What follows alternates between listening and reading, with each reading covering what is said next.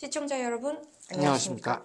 북한 뉴스 현황 관련하여 논평 한마디 듣는 시간 북한 요지경입니다. 북한 여자축구 대표팀이 일본을 입국했습니다. 올림픽 최종 예선을 위해서 방문한 것인데요. 경기 결과는 지금 현재 촬영일 기준으로 내일 경기 예정이기 때문에 경기 결과는 당장은 알 수 없습니다만 저희가 다루고 싶은 부분은 조금 다른 이야기입니다. 일단 대한민국은 1차 예선에서 아쉽게 떨어지는 바람에 이제 최종 예선에 못 갔습니다.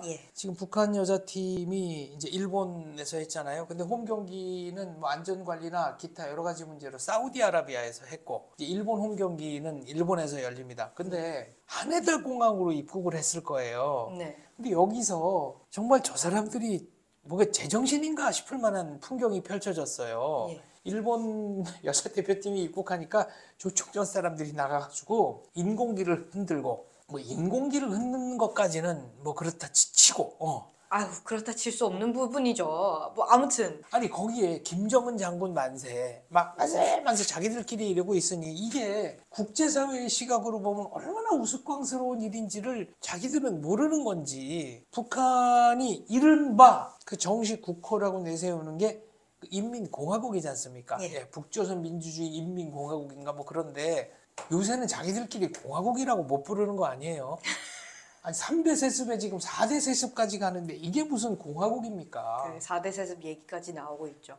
뉴스 사진을 보니까 조총련 여성분들이 한복을 곱게 입고 북한 여자축구 대표팀 감독님에게 꽃다발을 전달하는 이제 그런 사진도 찍혔더라고요. 그렇죠. 그리고 이게 문제는 지난번 아시안 게임 때 이제 일본과 북한이 축구를 했습니다. 그런데 북한 선수가 일본 이제 선수 부상당하니까 치료반이 오잖아요. 그럼 치료팀이 오면은 그 주변에 일본 선수들이 와서 이제 물을 좀 달라고 그러잖아요. 근데 북한 선수가 그거를 뺐다시피 하면서 막 이렇게 막 거의 주먹질을 하고 일본 임원이 막 깜짝 놀라는 이런 장면이 있었는데, 북한에서는 이런 걸 잘하는 짓이라고 가르쳐요. 수단 방법을 가리지 않고 한국, 일본, 미국에게는 져서는 안 된다라는 거예요. 이게 벌써 얼마나 스포츠 국제 규범하고는 떨어진 일입니까? 근데 이게 잘못된 일이라는 걸 모르고 이렇게 시대착오적인 행동을 하고 있으니 참 기가 막히고, 뭐 내일 경기에서 또 얼마나 많은 안 좋은 에피소드들이 양산될지 정말 궁금합니다. 이 조총련 얘기를 하기 시작하면 사실 대부분의 반응이 이해가 안 된다. 그러니까 북한 안에서야 그 김정은이 뭐 이런 사상교육이나 이런 게 가능하다고 해도 조총련이라는 거는 일본 한복판에 있는데 이게 어떻게 지금까지 이렇게 지속될 수가 있느냐. 이 사람들 진짜로 그 김정은에게 충성하는 것이냐. 그런 반응들이 있거든요. 사상교육도 있는데 첫 번째는 이게 거대한 생태계가 됐다는 거죠. 이 사람들이 일본 사회에서는 과거에 뭐 공무원이 된다든가 뭐 한다는 게 실질적으로 좀 쉽지 않았거든요. 그래도 조총련에서 제공하는 일자리들이 뭐 박봉이나마 생계 수단이 됐던 것이죠. 그리고 세월이 지나다 보니까 이게 하나의 생태계가 돼서 이 생태계를 벗어나는 순간 생계 유지가 막막해지는 사람들이 나와요. 그럼 이런 사람들은 표면적으로라도 계속 충성을 할 수밖에 없는 겁니다. 그 다음에 두 번째는 59년에 북송 사업이 시작된 이래 한 9만 몇천 명, 10만 명은 조금 안 되는데 이제 9만 몇천 명이 건너갔죠. 이 사람들은 인질이에요. 이 인질이 북한에 있는 한 일본에 남아있는 가족들은 참 용기 있는 행동을 하기가 쉽지 않은 겁니다. 베나TV에서 몇몇 분 전향하신 분들을 인터뷰한 적이 있긴 합니다만 그건 정말 극소수라는 걸 다시 한번 좀 말씀드리고 싶고요.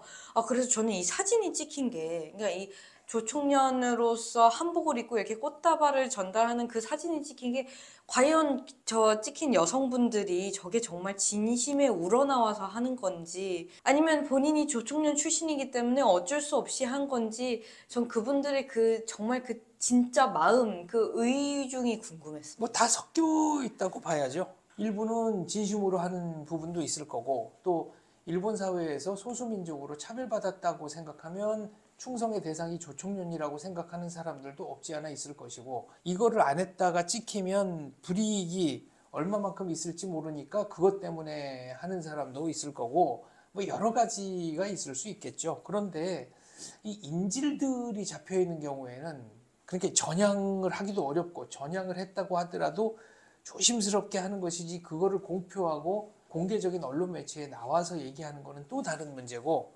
여러 가지 뭐 얘기를 할 수 있겠습니다만 가장 확실한 것 하나는 조총원의 구성원들이 점점 줄어들고 있다는 겁니다. 그리고 조총련이 막 세금 안 내가지고 건물도 압류당하고 일본 사회에서는 거의 골칫덩이 조직으로 지금 인식되는 경향이 있습니다. 일본 정부 측에서도 굉장히 북한에 대한 제재를 많이 하는 것으로 알고 있습니다. 예전에는 뭐 조총련 통해서 북한에 편지나 택배도 보낼 수 있었던 것이 지금은 많이 줄어들었고, 북한 사람이 이제 일본에 오는 것도 거의 뭐 그러니까 탈북해서 오는 것도 거의 지금 심사가 굉장히 세진 걸로 알고 있는데, 스포츠 교류에서만큼은 예외인가 봅니다. 스포츠 교류는 축구다 그러면 뭐 FIFA 올림픽이다 그러면 IOC 헌장을 따르니까 예전에도 뭐 쿠바 선수들도 미국에서 열린 올림픽이라든가 세계 야구 선수권 대회 같은데 참가하고 그랬죠. 이제 문제는 참가한 다음에 다들 도망가서 뭐 복싱 선수들, 야구 선수들이 다 망명해서 없어지고, 그러니까 갈 때는 50명이었는데 뭐 임원까지 올 때는 20명이 오고 뭐 이런 경우가 많았죠. 굉장히 큰 기회긴 하겠네요. 그러고 보니까. 그렇죠. 그런데 이제 북한 선수들은 일본에 와서 망명하기가 쉽지 않을 거예요. 네. 북한 선수들이 사실 이렇게 해외까지 나오기 네. 위해서는 정말 저희가 상상하기 어려울 정도로 네. 엄청난, 물론 스포츠로서의 훈련도 있겠지만 사상적인 훈련도 어마어마하다고 들었거든요. 어마어마하죠. 어마어마하고, 그리고 뭐 제1동포 출신이라든가 뭐 월남자 가족이 있다든가 이런 사람들은 실력에 관계없이 대표팀에 선발하지 않아요. 외국에 내보내지 않습니다. 그럼에도 불구하고 북한 유도 대표 선수였는데 타이완에 있는 여자 선수와 사랑에 빠져가지고 북한을 탈출해서 지금 한국에 살고 있는 우리 이창수 감독님도 계시고, 네. 북한 축구 국가대표팀 감독하셨던 그 윤종수 감독님도 탈북해서 지금 한국에 살고 계시고, 이런 스포츠맨들의 탈북, 그러니까 국가대표급 선수들의 탈북이 지금 없지 않아 있고요. 그 다음에 우리로 치면은 이제 북한 대표는 아니었는데 우리로 치면 프로 선수, 네. 그러니까 북한의 뭐 4.25 체육단, 월미도 체육단, 뭐 기관차 체육단 뭐 등등등 있잖아요. 거기서 축구 선수로 활약했던 뭐 탈북민이 있는데 저랑 전화해서 축구 얘기를 하는데 탈탈탈 한번 찍자고 그랬더니 그거는 아직 좀 부끄럽다고 어렵다. 그러시네요. 네. 맞아요. 와서 북한 축구 얘기 한번 합시다.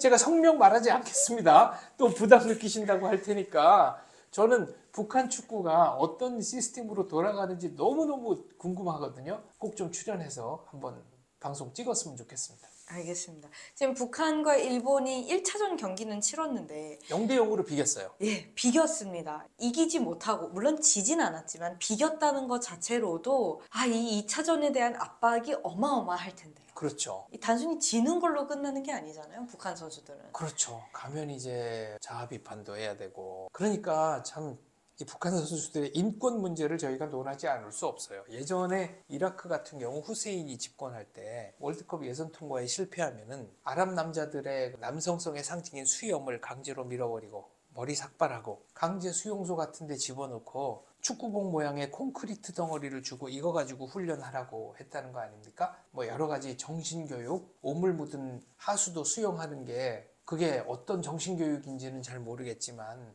그걸 또 이라크 선수가 탈출해가지고 폭로를 한 적이 있어요. 그런데 북한은 과연 어떤 일이 펼쳐질까? 그러니까 실제로 물리적 위해를 가하는지 안 하는지는 알 수 없지만 인권 침해라는 측면에서는 매우 심각한 일이 벌어지고 있는 것은 사실로 보입니다. 그리고 혹시 질 것 같으면 북한에 가서 일어날 일들을 방지하기 위해서 뭐라도 보여줘야 된다는 압박감에 반칙을 이제 일삼는 거죠. 반칙을 하고 퇴장을 받고 예컨대 위협을 가한다거나. 그러니까 퇴장을 당해서 경기에 지면 경기를 망친 선수가 되지만 북한에서는 예컨대 허벅지를 향해서 뭐 태클을 들어가서 상대 선수를 부상으로 실려 나가게 했다. 그럼 퇴장당해도 잘했다라고 한다는 겁니다. 기준이 다른 거죠. 이건 스포츠가 아닙니다. 일단은 2차전 경기 결과가 어떻게 나올지를 봐야겠습니다. 혹시 이겨서 본선에 진출할 경우에는 그 후에 어떻게 될 거라고 보십니까? 파리올림픽에 나가는 건데 지금 북한 여자축구 전력으로서는 메달은 기대하기가 쉽지 않죠. 만약에 이제 대한민국의 여성 축구 선수들이 이겨서 본선에 나갔다면 남북한 대결을 볼 수도 있었던 건데 네. 그 부분도 좀 아쉽습니다. 그렇죠. 그런데 약간 이건 좀 유탄을 맞았는데 북한이 국제 경기 참가를 못 해가지고 FIFA 랭킹이 낮아졌어요. 그래서 1차 예선에서 그 포트 3, 그러니까 1그룹, 2그룹이 아니라 3그룹으로 떨어지는 바람에 실력은 1그룹 아니면 2그룹인데 그래서 우리나라가 좀 그 유탄을 맞은 간접 피해를 당한 면이 없지 않아 있는데 결국은 뭐 그것도 실력으로 극복했어야 하는 문제라고 생각합니다. 알겠습니다. 언젠가 통일이 돼서 이 남북 단일팀이라는 말이 필요 없는 남북 단일팀은 국가대표는 나간 적이 없고 1991년에 포르투갈에서 열린 청소년 축구 선수권 대회 때 이때는 이제 단일팀으로 출전을 했었죠. 그래서 1차전을 아르헨티나한테 1대0, 2차전은 아일랜드한테 1대0으로 끌려가다가 경기 10초 전에 한 골 넣어서 1대1로 비기고 8강까지 갔던 적이 있습니다. 그러니까 보면은 북한도 이 스포츠 쪽에서 인재가 없는 건 아니란 말이죠. 통일이 된다면 남북 단일팀이란 말이 필요 없는 거잖아요. 통일된 하나의 나라로서 북한에서 큰 선수든 남한에서 큰 선수든 하나가 되어서 경기를 뛰는 날이 왔으면 좋겠습니다. 그렇죠. K리그도 북한 리그 통합해가지고 리그 사이즈도 좀 늘리고 여러 가지 하고 싶은 일 해야 할 일들이 많이 있습니다. 마무리 말씀 부탁드립니다. 스포츠를 이런 식으로 정치에 이용하지 마시기를 바랍니다. 선수들의 인권은 어떤 경우든지 존중해야 합니다. 북한 주민들의 인권이 언제나 존중되어야 하는 것과 마찬가지입니다. 김정은에게 경고합니다.